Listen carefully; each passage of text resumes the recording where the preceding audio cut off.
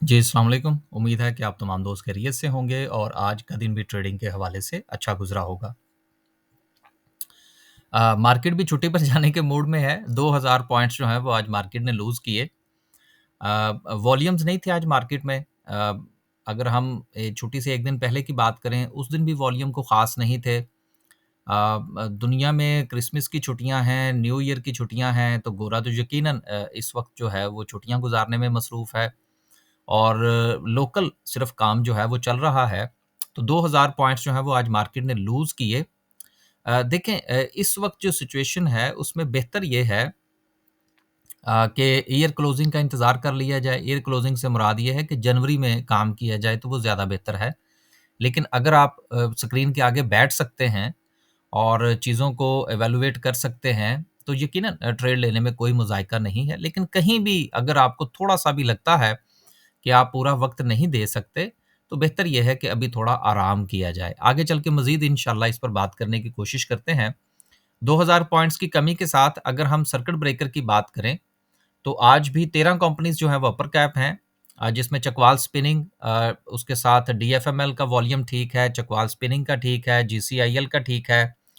TRG का अच्छा volume था जिससे वो अपर कैप हुआ।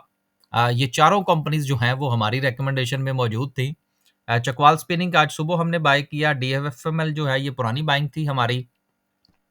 जीसीआईएल जो है ये हमारी स्विंग की ट्रेड कॉल थी और टीआरजी जो था ये भी हम छुट्टी से 1 दिन पहले का जो है वो कैरी कर रहे थे। इसके साथ सुबह के वक़्त जो है वो हमने एसएनजीपी बाय किया। लेकिन इसका ये कतई मतलब नहीं है कि हमारा स्टॉप लॉस हिट नहीं हुआ। अब ये बात करने का मकसद ये है कि जिस वक़्त आप स्क्रीन के आगे बैठे हैं, तो देन आप अपने डिसीज़न्स को रिविज़िट कर सकते हैं। अगर किसी का स्टॉप लॉस हिट हो जाता है, आप किसमें किसी और तरफ जा सकते हैं, अपनी जो पोज़ीशंस हैं, उनको कैरी ऑन कर सकते हैं। लेकिन अगर आपकी मसरूफ़ियत आपको इजाज़त नहीं देती, तो इस वक़्त जो मार्केट की जो कंडीशन है, उसमें बेहतर यही है कि आप थोड़ा-सा अवॉइड करें ट्रेडिंग को अगर आप वक़्त नहीं दे सकते। यहाँ पर एक छोटी-सी बात जो है वो करना और ज़रूरी है और वो ये है कि स्विंग ट्रेड के हवाले से बहुत सारे दोस्त राब्ता करते हैं। तो उनसे ये गुज़ारिश है कि हमारी जो स्विंग की कॉल्स होती हैं, चूँकि वो मार्केट क्लोज़िंग के बाद दी जाती हैं, तो इसमें हमारी तरफ से कोई गारंटी नहीं होती कि हम हर रोज़ आपको स्विंग की कॉल देंगे। जिस तरह से कि आज हमने कोई हमारी तरफ से कोई नई रिकमेंडेशन नहीं थी। उसकी वजह ये है कि हमने मार्केट की कंडीशन को देखते हुए स्विंग की कॉल्स लेनी होती हैं। ड्यूरिंग द डे तो हम स्क्रीन के आगे बैठे होते हैं, हम डिसीजन करते रहते हैं, अपने डिसीजन को रिविज़िट करते रहते हैं ताकि सिचुएशन को बेहतर किया जा सके। लेकिन स्विंग की कॉल में चूँकि ऐसा मुमकिन नहीं है, इसलिए अगर आप भी हमारे स्विंग के ग्रुप को जॉइन करने का सोच रहे हैं, तो इस चीज़ को ज़रूर ज़हन में रखिएगा कि हम रोज़ाना की बुनियाद पर जो है वो ट्रेड्स कॉल्स नहीं देते। अकॉर्डिंग टू मार्केट कंडीशन चलने की कोशिश करते हैं। 2-4 बार ऐसा हुआ है कि दोस्तों ने ग्रुप जॉइन किया तो अगले दिन जो है वो सुबह-सुबह मैसेज आ गया कि जी हमें तो कोई कॉल मौसूल ही नहीं हुई। तो इसका मतलब ये है कि आप तेज़ ट्रेड कर काम करने वाले हैं। अगर आप तेज़ काम करने वाले हैं तो फिर डे ट्रेड की तरफ आ जाइए। अगर आपने स्विंग में काम करना है तो वो ठंडा होगा।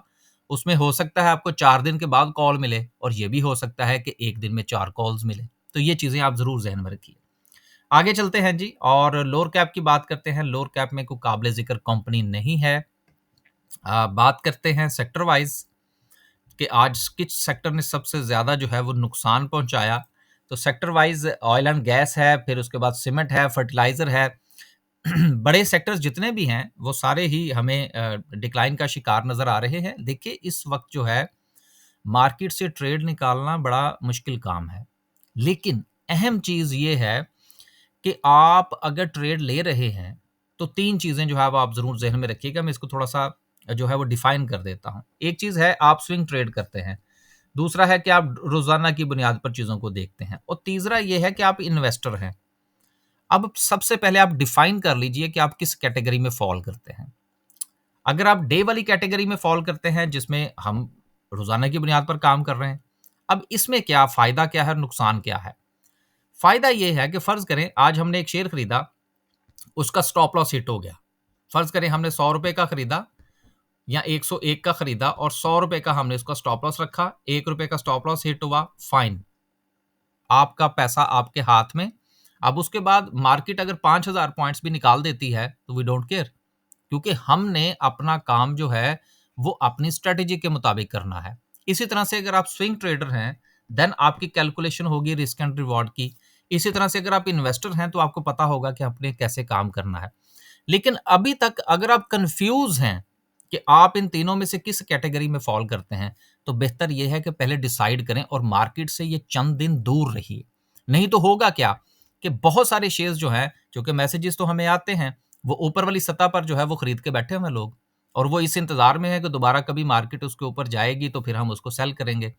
इसका ये कतई मतलब नहीं है कि मार्केट परफॉर्म नहीं करेगी, लेकिन ज़रूरत ही क्या है इस कदर ऊपर खरीदने की और फिर उसके बाद अपनी उस ट्रेड के साथ लटके रहने की।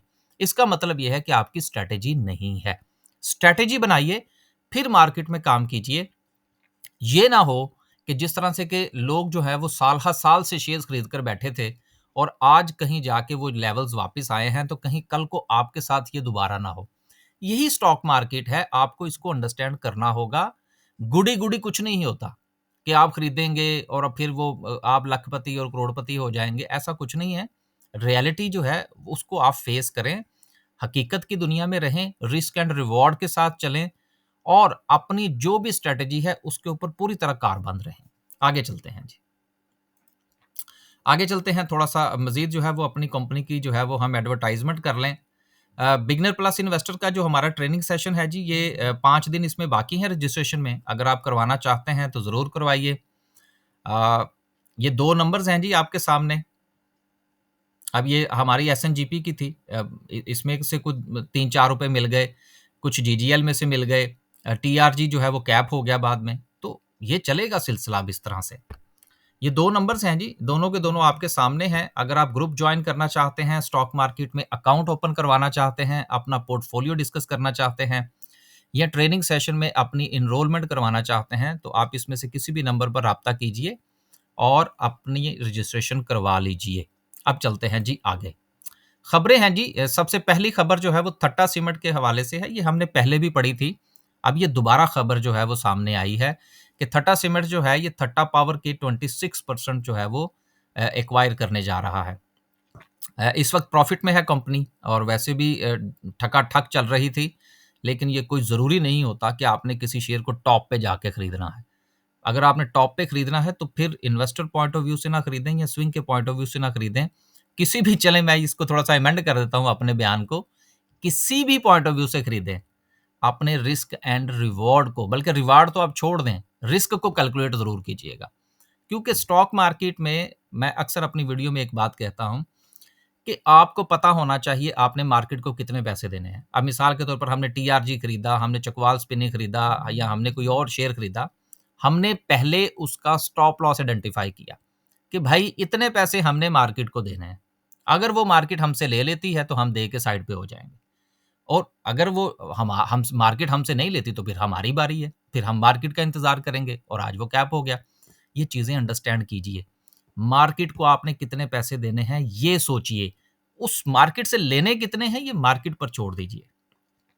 थट्टा बहरहाल अच्छा शेयर है। अगली खबर जो है वो पीएसओ के हवाले से है। अगेन एक बड़ा अच्छा जो है वो खबर है। ये यकीनन मार्केट का जो इम्पैक्ट है वो पहले ही इस खबर का ले चुकी है कि पीएसओ और अज़रबैजान की जो पेट्रोलियम सप्लाई कंपनी है उसके साथ साइन एन एग्रीमेंट। देखिए ना, यहाँ पर एमओयू का लफ्ज़ इस्तेमाल नहीं हुआ, और जहाँ तक मैंने इस खबर को भी पढ़ा है, इसमें भी मुझे एमओयू नज़र नहीं आया, मुझे एग्रीमेंट की बात नज़र आई। सो ये सॉलिड न्यूज़ है। तो जो सॉलिड न्यूज़ होती है उसका फिर असर भी जो है वो लंबे अरसे तक रहता है। लेकिन अगेन आप इस स्टॉक मार्केट के हवाले से एक चीज़ को याद रखिएगा, स्टॉक मार्केट का ये असूल है कि बाय ऑन रूमर्स, अफ़वाहों पर बाय कीजिए और खबर पर सेल कीजिए। ये असूल है एक स्टॉक मार्केट का। तो ये जो परफ़ॉर्मेंस आपको नज़र आ रही थी, इसके पीछे बहरहाल पीएसओ की रिकवरीज़ भी हैं, कुछ और मामलात भी हैं, लेकिन कुछ ना कुछ जो शेयर के अंदर परफ़ॉर्मेंस चल रही होती है, उसके पीछे कुछ ना कुछ खिचड़ी पक रही होती है। जो कि टेक्निकली तो हम उसको पकड़ने की कोशिश करते हैं, लेकिन अ, उसके पीछे जो भी कुछ भी हो रहा होता है, वो चार्ट पर आहिस्ता-आहिस्ता नुमायाँ होना शुरू हो जाता है। तो बजाय इसके कि आप खबरों के पीछे भागें, बेहतर ये है कि आप चार्ट को थोड़ा-सा अंडरस्टैंड करने की कोशिश करें, ताकि कुछ ना कुछ जो है वो को प्रॉफ़िट आपके हिस्से में भी आ जाए। अगली खबर जो है वो क्रिसेंट स्टार इंश्योरेंस के हवाले से है, जिनकी गारंटीज़ थी री इंश्योरेंस के हवाले से कुछ 229 बिलियन की, 229 अरब की। तो इसके हवाले से उन्होंने कुछ लॉज़ को फ़ॉलो नहीं किया था, तो एसईसीपी ने इनको एसएल वालों को भी दिया हुआ था। अगर आपके पास इसका शेयर है, तो इसकी सारी की सारी जाके अनाउंसमेंट्स पढ़िए और उनको इवैल्यूएट कीजिए। और आपने मज़ीद इस शेयर को कहाँ तक लेकर चलना है, इसको ज़रूर ज़हन में रखिएगा। लेकिन इतनी बड़ी खबर के बावजूद भी 2000 मार्केट में से पॉइंट्स निकलने के बावजूद भी शेयर के ऊपर कुछ ज़्यादा नेगेटिव इम्पैक्ट नहीं आया। तो इसका ये भी मतलब नहीं है कि आप मेरी ये बात सुनकर इसमें कूद जाएँ। सिर्फ़ चीज़ों को अंडरस्टैंड करें कि कौन-सी खबर थी, उसका कितना नेगेटिव और पॉज़िटिव इम्पैक्ट आया। इसके अलावा मार्केट मार्केट जो है बज़ाते खुद नेगेटिव है या पॉजिटिव है, इन 2-3 चीज़ों को आपस में जो है वो जोड़ने की कोशिश कीजिए और रिज़ल्ट निकालिए कि आया क्या आपने इस शेयर में रहना है या नहीं। हम ना किसी को बाय के हवाले से कह रहे हैं, ना सेलिंग के हवाले से। वापस में अ, वापसी पे जो है वो हम डिस्कस करते हैं जी आज की कैंडल को। देखिए कैंडल में मार्केट ये अपना एक ट्रेंड बना रही है कि मार्केट जो थी उसने अपना एक हाई बनाया, फिर मार्केट ने उसका एक लो बनाया, अब फिर मार्केट ने एक हाई बनाया और अब फिर एक मार्केट जो है वो लो बनाने जा रही है। देखिए थ्योरी तो ये कहती है कि अगर इसने प्रीवियस हाई ब्रेक नहीं किया, तो फिर इसको प्रीवियस लो ब्रेक कर देना चाहिए। लेकिन अभी बहरहाल ये कहना कबल वक्त होगा। अभी फ़िलहाल मार्केट के पास अच्छी सपोर्ट मौजूद है। मार्केट बहरहाल ये जो एक ट्रेंड बनता हुआ नज़र आ रहा है, अगर मार्केट यहाँ से ऊपर जाती है, इस ट्रेंड को पकड़ती है और फिर नीचे आती है, तो फिर इसका मतलब ये होगा कि मार्केट किसी लंबे मोड़ में जाने की तैयारी कर रही है। इसीलिए मैंने आपसे ये शुरू में गुज़ारिश की कि अगर आप मार्केट को टाइम दे सकते हैं, तो ट्रेडिंग की तरफ आइए। अगर टाइम नहीं दे सकते, स्विंग ट्रेड करनी है, तो फिर वेट एंड वॉच से कीजिएगा। एकदम से कूदने की ज़रूरत नहीं है। ये सारी चीज़ें जो है, ये देखने से पहले अगर हम आज का वॉल्यूम देख लें सबसे पहले, तो मज़ीद चीज़ों की तरफ क्लैरिटी होगी। ये जो मैं लोअर हाइज़ की बात कर रहा था कि मार्केट की अगर आप देखें, तो मार्केट ने अपना वॉल्यूम जितना ज़्यादा लगाया जिस वक़्त मार्केट अपना हाई जनरेट करने जा रही थी, उसके बाद से वॉल्यूम जो है वो मुसलसल डिक्लाइन का शिकार है। तो वॉल्यूम जो है ये किसी भी ट्रेड का, मार्केट का कह लीजिए या इंडिविजुअल स्टॉक्स का कह लीजिए फ्यूल होता है। तो फ्यूल के ऊपर नज़र रखनी ज़रूरी होती है। छुट्टियाँ हैं, सेलिंग प्रेशर भी है, वॉल्यूम्स कम हैं, बेहतर ये है कि आप मार्केट को अवॉइड करें। बस जी, आज के लिए सिर्फ़ इतना ही। खुश रहें, आबाद रहें और अपने पोर्टफ़ोलियो का ख़्याल रखें और मेरी ख़्वाहिश होगी कि हमारे व्यूअर्स जो हैं, उनमें से कोई भी बंदा ऐसा ना हो, जो कि हमें मैसेज करके पूछ रहा हो जी कि फलाँ शेयर जो है, वो मैंने ₹80 का खरीदा था और इस वक़्त जो है वो ₹62 पर ट्रेड हो रहा है, तो मुझे बताइए मैं क्या करूँ? उम्मीद है कि ऐसे लोग जो हैं, वो बहुत कम होंगे या नहीं होंगे। अल्लाह हाफ़िज़।